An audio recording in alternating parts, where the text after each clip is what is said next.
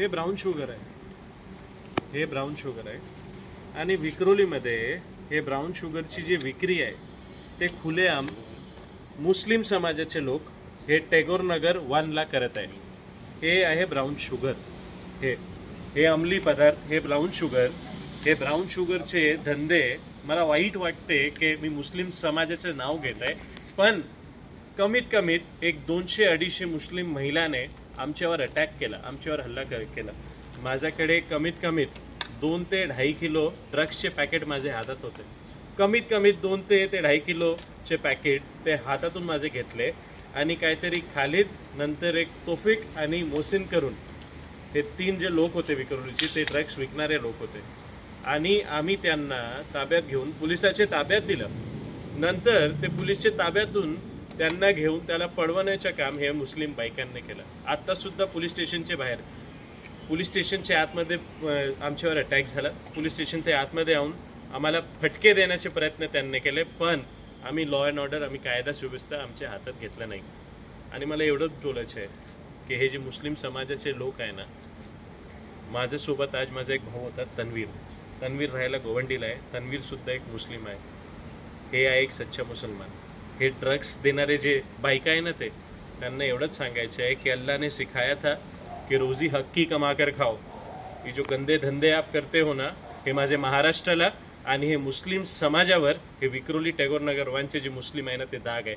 आणि माझी मुस्लिम समाजाला आणि मुंबई पोलीसला विनंती आहे की हे जे लोक आहे ना, जे गद्दार मुस्लिमचे हे लोक आहे ना, त्यांना तुम्ही मुंबईचे बाहेर पाठवा. कारण हे ड्रग्सच्या प्रकरण आम्ही विक्रोली मुंबईमध्ये चालू होणार देणार नाही. आणि फक्त ड्रग्स नाही, ते गॅम्बलिंगच्या आणि प्रॉस्टिट्यूशनचं सुद्धा ते काम करणारे ते लोक आहेत. त्यांच्यातील काही लोकांना आणलंय का आता पोलीस स्टेशनमध्ये काय?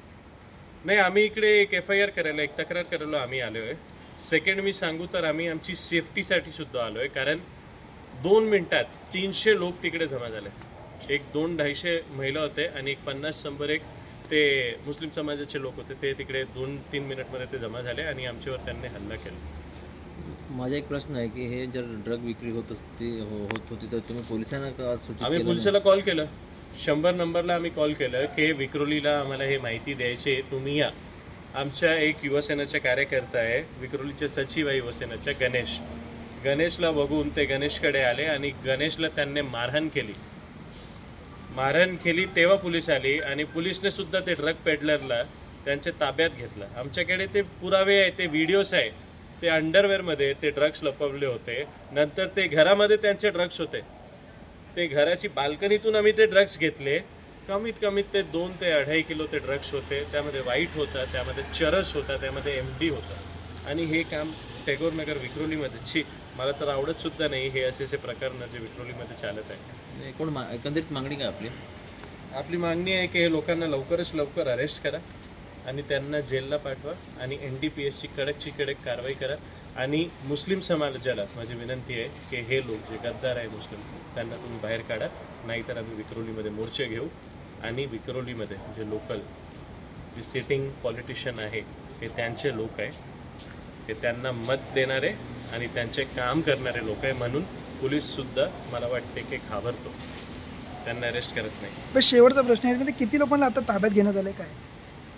आता एक पण ताब्यात नाही पोलीसचे, कारण ते 4 पेडलर होते, ते पडून गेले. आणि त्यांना ते पडवूनचं काम ते महिलाने केलं. आणि ते महिलासुद्धा आता पोलीस स्टेशनमध्ये आली. आणि आम्ही हे तर बघितलं आम्ही एकला काय की पोलीस स्टेशनमध्ये त्यांनी अटॅक केला.